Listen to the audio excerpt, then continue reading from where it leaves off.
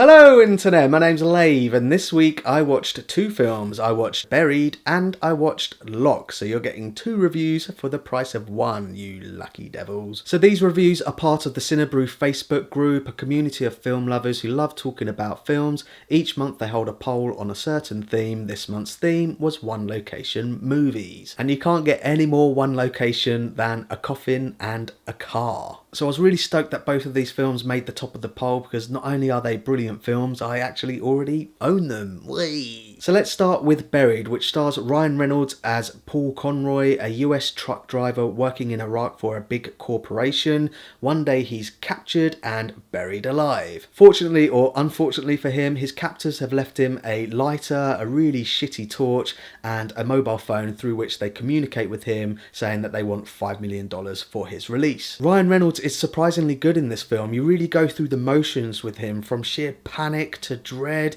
to anger and despair, and there's even a really emotional scene when he actually gets through to his mum. Really good performance from him. There are only two moments really where he resorts to the sarcastic Ryan Reynolds that we know, but it's in the script and it kind of works. One thing they do capture really well is the frustration. So you've all been through it when you're trying to reach someone on the phone and you get their answer message, so then you call someone else to try and get in contact with them but you can't get through to anyone. Imagine that just times 1,000 because you're running out of air and you're gonna die. And it happens to him. He's trying to call his family. He tries to call authorities who keep transferring him round to other people. Some don't believe that he's in that situation. It's really believable script writing and it just makes it really intense all of the way through. But that's not the best thing in this film. The best thing in this film for me is Rodrigo Cortés's direction and Edward Grau's cinematography. Somehow these two together make watching a man in a box for an hour and a half with limited light source visually stunning. Some of the shots that they achieve are just fantastic, like this scene for example, which seems to be shot from outside of the box but still feels claustrophobic because they've masked anything on the exterior of the coffin, but then it swings round and goes into the box which appears to be sealed. And that's really good stuff, and Cortés reveals on one of the extras on the Blu-ray how he did that. So they used collapsible and slidable walls, so when the camera's shot from one side, when it pans round they pull that away and then slide up the other. Very seamless, and it just tells me that they really thought about this film and have put it all together really well. And all of it is consistent throughout its hour and a half runtime, apart from one scene with a snake which I felt they left in just to try and make it a little bit more dramatic.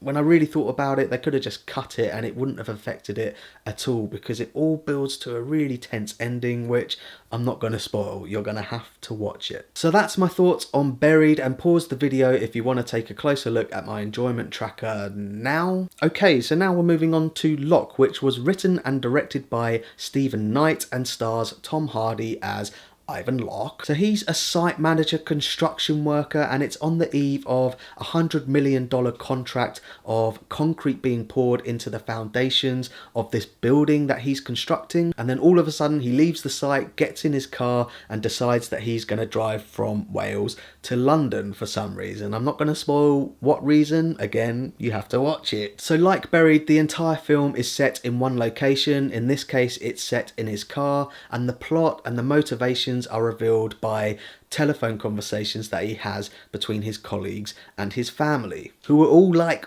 what the fuck are you doing? However, I do feel that this film is more of a character study, and you really get to know who this character is and why he's doing what he's doing. Seriously, you know when it's a fantastically written film when in an hour and 25 minutes, I really feel like I can tell you everything about this guy, from his relationships growing up to why he becomes the man he is, to why he's doing what he's doing. I don't want to give away spoilers, but trust me, it all becomes clear, and the tension that arises from gradually finding out a bit more is just brilliant. In fact, there's a really good line in this film which serves as the perfect metaphor, which I completely missed on my first viewing. This was the second time that I've seen it. So there's a scene when Locke is talking to one of his co-workers who he's left in charge to take over this $100 million concrete pour, and he says to him, now I'm completely paraphrasing this, he says, "You have to get the concrete mixture for the foundations right. If you don't, then cracks will appear, they will get bigger, and then eventually the entire building will come down." And that's exactly what's happening to him. He was a solid, dependable guy that everyone can rely on. Throughout all of the conversations, they all say, "I can't believe this is unlike you. You've completely fucked up." And this one moment, this one mistake in his past is coming back to haunt him and is just completely destroying his life. Tom Hardy's performance as Locke is outstanding. At first, his Welsh accent is a little bit jarring at first, but you soon get used to it and you really get to know the guy and you really feel for him as his life just completely collapses around him and he's desperately trying to sort it out through phone calls. You really go through the motions with him as well. When he finally is getting somewhere and you think something's going right, you're happy for him, but then all of a sudden it will all come collapsing down again. And there's some really cool scenes when he starts talking to himself, or at least he's talking to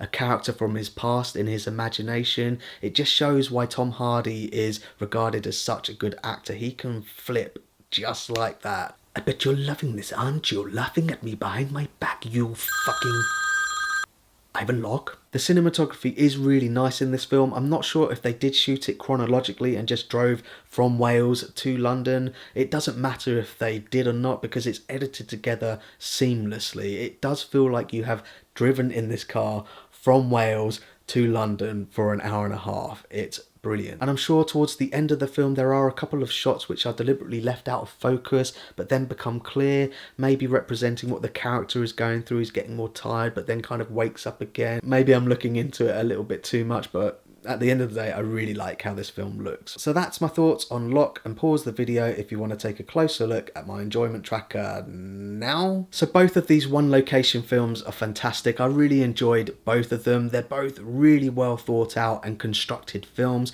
with great central performances from their leads. If I had to choose which one I prefer more, that's really tough. I'm leaning slightly towards Locke, maybe because it's more relatable. Perhaps it's better to just say that Locke is a better written film, whereas I think Buried is more of a technical achievement. Yeah, that'll do. But both are seriously good and I recommend you check them out. So thanks very much for watching my review of Buried and Locke, or Locke and Buried. I really do appreciate it, and if you can, please press that like button and don't forget to share the lave.